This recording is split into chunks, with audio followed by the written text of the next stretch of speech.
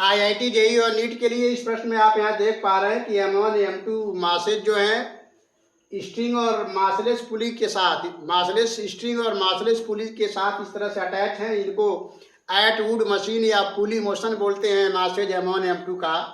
तो इस प्रकार यहाँ पर पुली और मासेज M1 M2 स्ट्रिंग के साथ अटैच है और एक सपोर्ट से इसको हैंग किया गया है। इस पूरे व्यवस्था को एट वुड मशीन बोलते हैं। इसमें M1 ग्रेटर देन M2 यहाँ लिया गया है। ऐसे में M1 डाउनवर्ड आएगा और M2 अपवर्ड जाएगा। इस प्रकार M1 M2 का कॉमन एक्सेलेरेशन का फॉर्मूला यहाँ पर आप देख पा रहे हैं, M1 minus M2 upon M1 plus M2 into g है। और इस स्ट्रिंग में जो कॉमन टेंशन होगा, कॉमन टेंशन का formula T equal to 2M1 M2 upon M1 plus M2 into g के बराबर है। बट इसमें सबसे इम्पॉर्टेंट पॉइंट ये है कि इस एट वुड मशीन में जिसको मास पुली अटैचमेंट सिस्टम यानी पुली मोशन बोलते हैं, इस पुली मोशन में M1 M2 का जो सेंटर ऑफ मास है उसका एक्सेलरेशन क्या होगा। तो सेंटर ऑफ मास का एक्सेलरेशन M1 M2 का ACM equal to M1 minus M2 upon M1 plus M2 का होल स्क्वायर इंटू जी के बराबर होगा। फिर से ध्यान दीजिए, एट वुड मशीन में यानी मास स्ट्रिंग पुली अटैचमेंट में जिसको पुली मोशन कहते हैं, इसमें M1 M2 का जो सेंटर ऑफ मास है उसका एक्सेलरेशन का formula ACM M1 minus M2 upon M1 plus M2 का होल स्क्वायर इंटू जी के बराबर होगा। ये तीनों फार्मूले कैसे बनते हैं आइए इसको देखते हैं। FBD यानी फ्री बॉडी डायग्राम से बनाने की कोशिश करते हैं। तो यहाँ पर हम देख पा रहे हैं कि M1 एक्सेलरेशन A से नीचे आ रहा है और इसका वेट M1G नीचे है और ऊपर टेंशन T है। अब ये नीचे आ रहा है तो जाहिर है M1G जो है टेंशन से ज़्यादा होगा।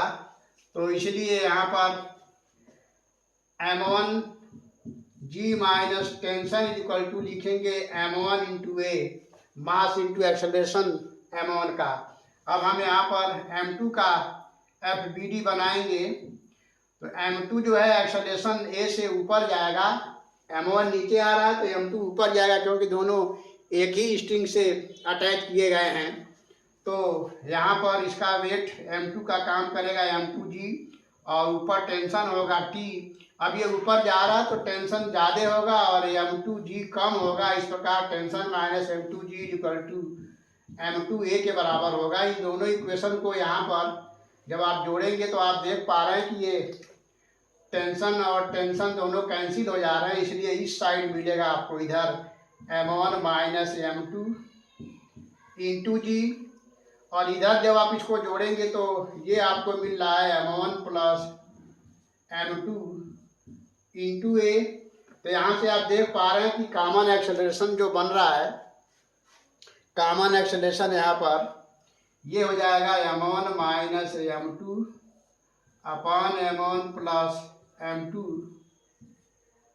इंटू जी। तो ये पुली मोशन में M1 M2 का जो कॉमन एक्सेलरेशन है वो आ गया M1 minus M2 upon M1 plus M2 into जी। अब एक्सेलरेशन, कॉमन एक्सेलरेशन का ये वैल्यू इन दोनों में से किसी एक फॉर्मूले में रख के आप सॉल्व करेंगे तो ये कॉमन टेंशन जो स्ट्रिंग में है यहाँ पे देख पा रहे हैं T equal to 2 M1 M2 upon M1 plus M2 into g के बराबर आ जाएगा। अब इम्पॉर्टेंट पॉइंट ये है कि M1 M2 का सेंटर ऑफ मास का फॉर्मूला यहाँ M1 M2 upon M1 plus M2 का होल स्क्वायर इंटू जी जो आया है, इसको कैसे सॉल्व करेंगे। तो आप यहाँ देख पा रहे हैं कि M1 नीचे आ रहा है और M2 ऊपर जा रहा है, इसलिए दोनों का वेक्टर फॉर्म में एक्सेलरेशन अपोजिट डायरेक्शन में है। इसलिए कॉमन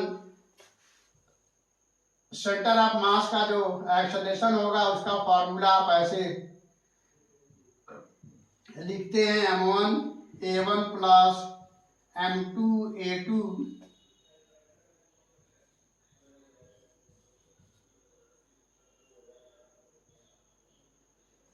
अपान M1 प्लस M2।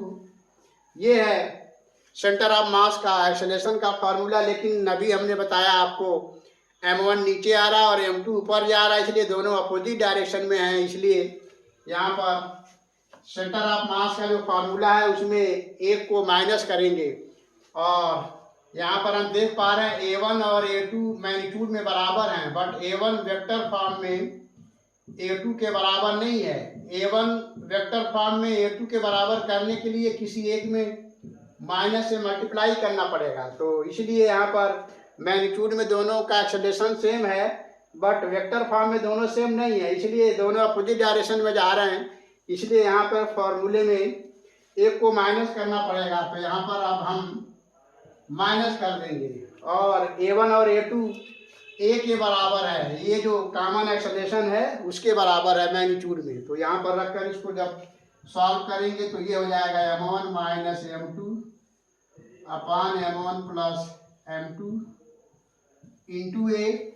अब A का वैल्यू यहाँ पर फिर से यहाँ से ये वैल्यू रखेंगे तो ये हो जाएगा M1 minus M2 upon M1 plus M2 into A का value M1 minus M2 upon M1 plus M2 और इंटू G। तो अब आप देख पा रहे हैं कि M1 minus M2 upon M1 plus M2 आपस में दो बार मल्टीप्लाई हुआ है, इसलिए सेंटर ऑफ मास का जो एक्सेलरेशन है वो M1 minus M2 upon M1 plus M2 का होल स्क्वायर इंटू G हो जा रहा है। तो इसीलिए सेंटर ऑफ मास का एक्सेलरेशन आप यहाँ पे देख पा रहे हैं M1 minus M2 upon M1 plus M2 का होल स्क्वायर इंटू G के बराबर लिखा हुआ है। तो इस तरह के क्वेश्चन जनरली IIT JEE और नीट के एग्जाम में पूछे जाते हैं। तो ये जो तीन फार्मूले यहाँ पर बनाए गए हैं इस पर आप ध्यान दें। आप जो भी JEE और नीट का एग्जाम आगे देने जा रहे हैं उसमें इनमें से कोई न कोई एक पॉइंट जरूर फिजिक्स के क्वेश्चन में पूछता है। तो हम समझते हैं ये एक्सप्लेनेशन आपको काफ़ी अच्छे से समझ में आया होगा। तो फिर मिलते हैं नेक्स्ट वीडियो में किसी और क्वेश्चन के साथ, तब तक के लिए थैंक यू।